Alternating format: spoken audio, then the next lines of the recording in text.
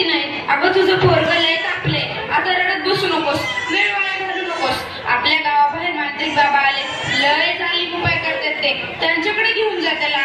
वाटलं तर मी येते तुझ्या संग. होय होय, चल लवकर, माझं लेकरू लय तापलंय. बाबा ते बघा, एक बाई आपल्या बाळाला घेऊन येत आहे आपल्याकडे. म्हणजे आज आपली कमाई होणार. बाबा माझ्या बाळाला वाचवा, बाबा माझ्या बाळाला वाचवा. त्याच्या अंगी स्तवासारखं तापले. बाबा काहीतरी करा, बाबा काहीतरी करा. तुझ्या बाळाला भूतबाधा झाली. कसली भूतबाधा बाबा? बाई तुझ्या बाळाला विहिरीतल्या भूताने झपटलंय. काय? विहिरीतल्या भूताने? मग काहीतरी उपाय सुचवा बाबा, मी माझ्या बाळासाठी काय पण करीन. बाई तू काळजी करू नकोस, बाबांवर विश्वास ठेव, सगळं काही चांगलं होईल. थोडा धीर धर. कसा धीर धरू बाबा, कसा धीर धरू? तुला तुझ्या बाळासाठी बळी द्यावा लागेल, म्हणजे तुला एक बकऱ्याचा नैवेद्य द्यावा लागेल. ठीक आहे बाबा, मी माझ्या बाळासाठी वाटते ते करीन, पण माझं बाळ वाचलं पाहिजे. माझ्या बाळाला वाचवा बाबा. बाई तुला काय करायची गरज नाही, तू फक्त पैसे दे, नैवेद्य आम्ही करू. ठीक आहे बाबा, मी वाटेल तेवढं पैसे दे, पण माझं बाळ वाचलं पाहिजे. हे घे अंगारा, दिवसातनं 2 वेळेस लावत जा बाळाला. बाबा की जय हो, बाबा की जय हो. बाबा बोले, बाबा बोले.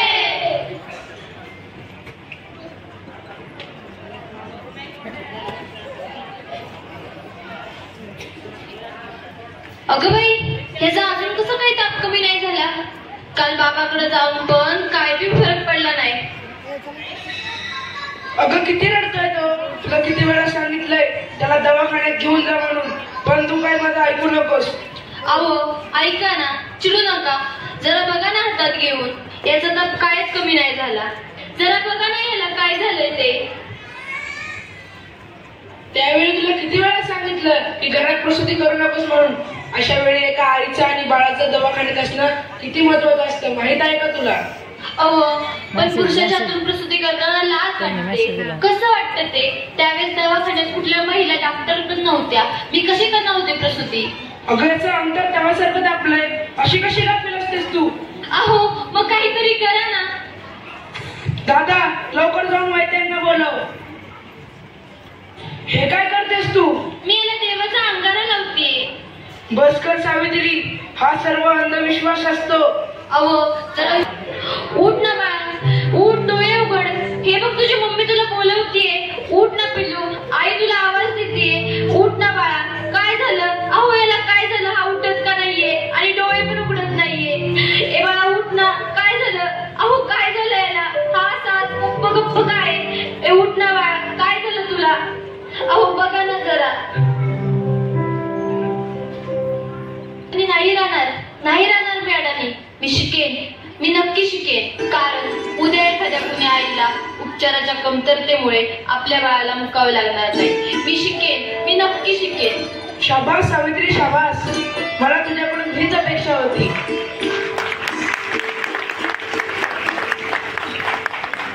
अगं बाई, मला माहितीच नव्हतं सूर्य हा पृथ्वीच्या गोल फिरतो. अगं सूर्य पृथ्वीच्या गोल फिरत नाही, पृथ्वी सूर्याभोवती फिरते, समजलं? चल गावंढळ. तुम्ही मला सारखं गावंढळ म्हणत जाऊ नका हो. लाज शरम सगळी विकून खाल्ली आहे या सावित्रीने. कलियुग आहे रे बाबा, कलियुग. उद्या डोक्यावर मिऱ्या वाटेल तेव्हा कळेल या सुभद्रावांना. असं कोणी आपल्या बायकोला शिकवतं का? सगळं जग नष्ट होईल सुभद्रांनी. काय झालं? या समाजाला घाबरलीस की काय? हे तर तुला आयुष्यभर सहन करावं लागणार आहे. नाही, मला आता कोणी काही म्हणू दे, मी आता मागे हटणार नाही. मी शिकेन, मी नक्की शिकेन.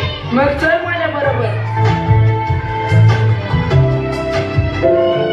पोस्टमॅन, सुमंतरावांचं घर हेच आहे का? तुमची दिल्लीहून तार आलीये. सावित्री तुला दिल्लीवरून तार आलीये? तुला दिल्लीला जावं लागेल. तुला दिल्लीला पुरस्कारासाठी बोलावलंय, तुझा सत्कार होणार आहे. काय? आज हे फक्त तुमच्यामुळे शक्य झालं, नाहीतर मी एकटी काहीच करू शकले नसते. Congratulation, keep it up. महिलांचा सन्मान वाढवला तुम्ही. आज माझ्या हातात ही डॉक्टरकीची पदवी नसून उद्याच्या त्या सोनेरी क्षणाची चावी आहे, ज्याच्यावर आजपर्यंत फक्त अंधविश्वास व नकारात्मकतेचे कुलूप लागले होते. माझ्या देशात महिला आहेत ज्यांची स्वप्न चुलीच्या धुरात हरवून गेली आहेत. मला असं वाटतं ही स्वप्नांची पतंग खुल्या आकाशात उडावी आणि प्रत्येक घरात सुमंत्राव असावे, कारण हे या पतंगाच्या दोऱ्याला कधीच कापू देऊ नये. हे करणं खूप अवघड तर आहेच, पण अशक्यही नाही. सावित्री, चुकलं माझं, मला माफ कर. मी तुला नाही नाही ते बोलले. तू आज शिकून समाजाला धडा शिकवलास. आम्ही काय अडाणी त्या अडाणीच